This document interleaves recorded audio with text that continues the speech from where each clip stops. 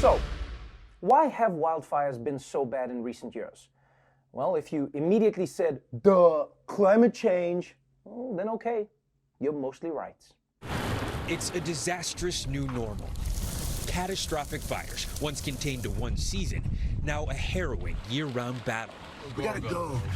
A major factor, climate change. In the last 40 years, fall temperatures in California have increased about 2 degrees, while precipitation has dropped about 30%. Longer dry seasons and extreme events like heat waves that synchronize the risk of fire across enormous landscapes. Climate change is increasing the area burned by the average wildfire, more than doubling it since the 1980s. Since 1930, 5 of the biggest fires so far, out of the top 10, have been this year. California is America fast forward. In other words, a postcard from the future. Oh man, are you serious? California is basically a postcard from the future? That means the future is also on fire? I mean, it also means that the post office is still functioning in the future, so I guess, woo, we did it. And that really is mind-blowing. 5 of the biggest fires have been this year? That's insane. Although this is 2020, so I'm kind of shocked that all of the biggest fires haven't been from this year. Wildfires might be here to stay, which is awful for humans, but especially bad for trees, because they can't move. Humans can just run away from a wildfire, but trees, they're just stuck there. Can you imagine how terrifying that must be for them? Ah! Ah! Ah! Ah! Now, there are a number of ways that climate change makes wildfires bigger and more frequent.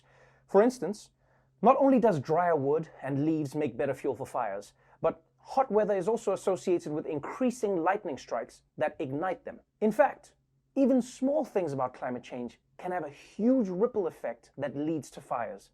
And I mean really small things.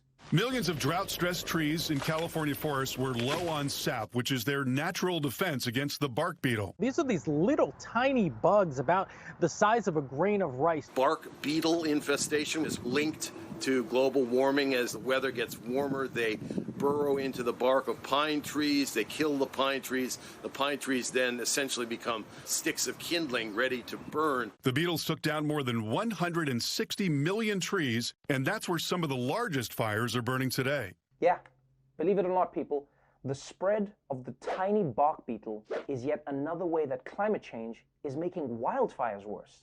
I never thought the apocalypse would be caused by such a lame villain. I mean, really, guys, beetles are going to be the reason everything's on fire? Come on, man. The last season of Game of Thrones was bad enough when Daenerys was burning everything down with dragons. Now imagine if she had beetles instead. That shit would make the Bran storyline seem exciting. Ugh.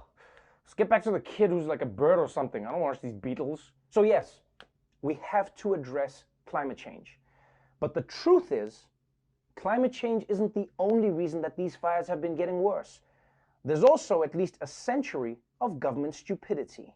Controlled fire or prescribed fire is the method of burning certain land to reduce wildfire hazards. This method was developed by Native Americans thousands of years ago. These low-intensity fires, called cultural burnings, have built much of California's forests. Without controlled burns, forests would have become overgrown and unmanageable. Overgrown forests create a lot of fuel in the form of dry or dead plants. As European colonization grew in California, native tribes were banned from engaging in cultural burning, and over time, state and federal authorities focused on quickly extinguishing any wildfires.